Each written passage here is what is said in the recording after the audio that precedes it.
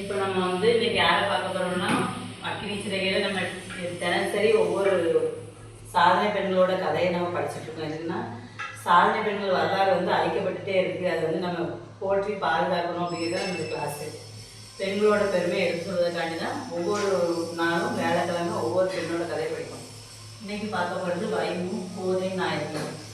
இவங்க 1901 வந்து டிசம்பர் 1 பிறந்திருக்காங்க.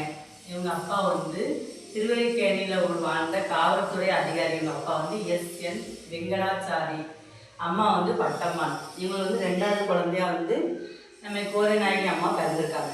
அப்போ இவங்களுக்கு வந்து 1 வயசாக இருக்கும்போதே இவங்களோட அம்மா வந்து இறந்துட்டாங்க. 1 வயசாக இருக்கும்போது அம்மா இறந்த உடனே இவங்களோட சித்தி, சித்தப்பா, அதுக்கப்புறம் இவங்களோட பாட்டி இவங்க எல்லாம் சேர்ந்து தான் நம்ம கோதை நாயகியை வளர்த்தாங்க. இவங்க வளர்க்கும் போது இவங்க சின்ன வயசுலேயே கோதை நாயகின்னா அந்த கதை கேட்கறது படிப்புலாம் கிடையாது தான். 5 வயசாக இருக்கும்போது என்ன செஞ்சாங்க, 5 வயசுலேயே இவங்களுக்கு கல்யாணம் பண்ணி வச்சுட்டாங்க. இதில் யார் பேர் போட்டிருக்கேன் சொல்லுங்கள். கோதை நாயகி அம்மா வைக்க வாழ்க்கை. அவருக்கு வந்து 5 வயதில் 9 வயது உள்ள பார்த்த சாரதி என்ற பையனை பார்த்து திருமணம் பண்ணிருக்காங்க. இவங்க வந்து 5 வயசு இருக்கும்போது 9 வயசு பையனை கல்யாணம் பண்ணி வச்சுட்டாங்க. 5 வயசு அப்போ பாலிய திருமணம் பண்ணி வச்சுட்டாங்க. 5 வயசுலயே கல்யாணம் பண்ணிச்சுட்டாங்க. படிப்பு கிடையாது.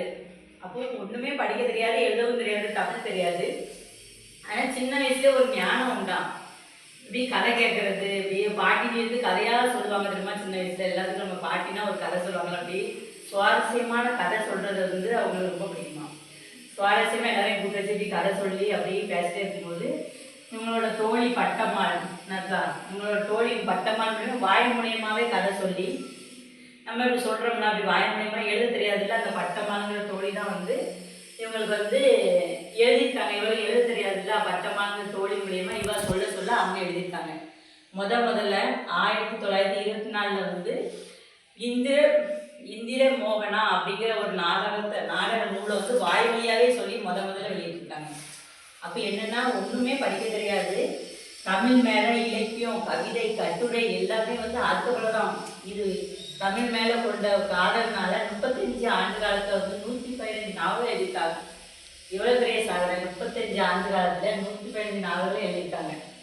அப்போ இப்போ அன்னை பெர்சன்ட் அம்மையாரோட நம்ம யாருக்குமே படிச்சுக்கோம்னா கோமுழு இயக்கத்தில் அவங்க அதிலையும் கலந்துருக்காங்க. அதுக்கப்புறம் கள்ளுக்கடை மறியல் தாண்டி கூட அதுலேயும் போராட்டம் பண்ணி 6 மாதம் சேர்ந்துருந்தேன். அவதாரம் கட்டலைன்னா கூட 4 மாதமும் இருந்திருக்காங்க. அப்போ எத்தனையோ பெண் தலைவர்கள் வந்து இந்த நம்மளுக்கு கஷ்டப்பட்டு கை கொடுத்த சுதந்திரம் நாடு எப்படி இல்லாமல் போகுது. கள்ளுக்கடை மறியல் பண்ணியிருக்காங்க. அதுக்கப்புறமும் இன்னொரு போராட்டத்தில் கலந்து துணி எதிர்ப்பு போராட்டம்னு ஒன்று கலந்துருக்காங்க. அதுக்கப்புறம் இன்னொரு சிறையில் அடைக்கும் போது அந்த சிறையில் இருந்துக்கிட்டே அவங்க நூலும் எழுதிட்டாங்க. அப்புறம் சிறையில் இருக்கும்போது இவங்க நம்ம இப்போ வந்து கோதை நாயகி அம்மா வந்து படிக்க தெரியாது, எதுவுமே தெரியாது. ஜெகன்மோகினி அப்படிங்கிற ஒரு நாவல் இயக்கம், ஒரு அச்சகம் இருக்குல்ல, அது இவங்களே ஆரம்பிச்சு இவங்களே நூல்லாம் எழுதி வெளியிட்டாங்க. இப்போ இவங்க சிறையில் இருக்கணும்னா இவங்க கணவர் வந்து இந்த நூல்களை வந்து கரெக்டாக வெளியிட வைக்க இவங்களுக்கு பெரிய சப்போர்ட்டாக இருந்தது கணவர், மாமனார், மாமியார். மாமனார் மூலியமாகவும் மாமியார், கணவர் எல்லாருமே இவங்க வந்து நிறைய சப்போர்ட் பண்ணவே தான் அவங்க இந்த அளவுக்கு வரமுடிஞ்சது. நாடகத்துக்கு கூப்பிட்டு போக இந்த ஒவ்வொன்றா கற்றுக்கிட்ட வச்சுக்கிட்ட இவங்க கணவரும் நிறைய சப்போர்ட் பண்ணியிருக்காங்க. அப்போ இவங்க சிறையில் இருக்கும்போது அந்த பத்திரிகையவே இவங்க கணவர் எடுத்து தந்துட்டாங்க. அந்த சிறையில் இருக்கும்போதே வந்து அவங்க என்னது சோதனையின் கொடுமை, உத்தம சீலன் அப்படிங்கிற நாவலை சிறையில் இருக்கும்போதே எழுதியிருக்காங்க. சிறையில் இருக்கும்போது 2 நாவலையும் எழுதியிருக்காங்க. நிறைய நம்ம நாட்டுக்காண்டி வந்து நிறைய போராட்டங்கள், இப்போ அன்னை பெர்சன்ட் தமிழர் மேலே ஈர்க்கப்பட்டு என்னம்மா நாவல்னா நூல் எழுதுறது தான். கதை எழுதுறாங்கலாம் நிறைய இவங்க எழுதின கதை மொத்தம் எழுதுனா 115 நாவல்னா 110 புக்கு. 35 ஆண்டுல 115 புக்கு எழுதிட்டாங்க. எவ்வளோ பெரிய சாதனை. படிப்பு கிடையாது. காலப்போக்கில் படித்து இவங்க மக்கள்லாம் என்ன பண்ணியிருக்காங்க, இவங்களை வந்து சும்மா வெறுப்பேற்றுறதுக்காண்டி இவங்களோட ஜெகன்மோகினி இருக்கலாம். ஜெகன்மோகினி நாவலெல்லாம் கீழ்ச்சி எரிஞ்சிட்டு வந்து ரோட்டில் போகும்போது அவமானப்படுத்தி கதவடை இவங்க எவ்வளோ பெரிய சாதனையான பெண்மணி. சும்மா இவங்க எதிர்ப்பு தெரிவிக்கிறதுக்காண்டி இவங்க ரோட்டில் போகும்போது கதவை அடைச்சிருக்காங்க. அவங்க அசலவே இல்லை. யார் என்ன பண்ணாலும் நம்மளோட கடமையில் நம்ம கரெக்டாக இருக்கணும், நம்ம செய்கிற வேலையை நம்ம கரெக்டாக பண்ணணும்னு சொல்லிட்டு நிறைய நாவல்களும் நம்ம போற்றப்படக்கூடிய ஒரு பெண்ணுன்னா கோதை நாயகி. ஆரம்பத்தில் எதுவுமே படிக்கவே இல்லை, தமிழ் மீது கொண்ட பற்றுனால அதுக்கப்புறம் தான் எல்லாமே எழுதணுங்கிற ஒரு ஆர்வத்தினால அதுக்கப்புறம் நிறைய மொழிகள் பற்றி நிறைய நூல்கள் எழுதியிருக்காங்க. ஏன்னா அப்போ வந்து இவங்களுக்கு சப்போர்ட்டாக யாரும் இருக்கா, வீட்டுக்காரங்க, மாமனார், மாமியார் வந்து தெலுங்கு கற்றுக் கொடுத்துருக்காங்க. ஒரு பெண்ணோட ஒரு வளர்ச்சிக்கு வந்து நிறைய பேர் சப்போர்ட் பண்ணால் இதில் நம்ம வந்து நம்ம வேலுநாச்சியாருக்கு வந்து அவங்க அப்பா சப்போர்ட் பண்ணாங்கன்னு பார்த்தோம். இதில் வந்து அவங்க கணவர், மாமனார், அதுக்கப்புறம் மாமியார் இவங்கெல்லாம் நிறைய உறுதுணையாக இருந்திருக்காங்க. அதுக்கப்புறம் வந்து இவங்களுக்கு ஒரே மகன் தான். இவங்க ஒரே மகன் வந்து இறந்ததுக்கு பிறகு வந்து இவங்க அதே மன உளைச்சல் அதிகமாக இருந்து அதுக்கு நோக்கி மகாத்மா காந்தி இறந்தது இவங்களுக்கு ரொம்ப பாதிப்பதுக்கு மகாத்மா சேவா சங்கம்னு ஒன்று ஆரம்பிச்சிருக்காங்க.